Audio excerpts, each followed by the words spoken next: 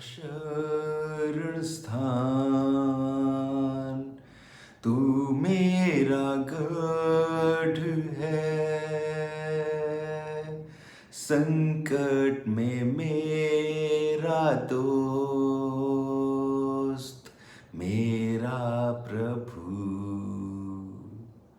હા વાલાઓ, જ્યારે આપણે કહીએ છીએ કે તું મારું શરણ સ્થાન છે, આશ્રય સ્થાન છે, તું મારો ગઢ છે, ત્યારે ગીતશાસ્ત્ર 91 પ્રમાણે એ પરમેશ્વર આપણને એ સુરક્ષાનું વચન આપે છે કે તું બપોરે મહામારીથી કે મરકીથી તું બીશ નહીં, કોઈ પણ બીમારી તને પકડી ના શકે.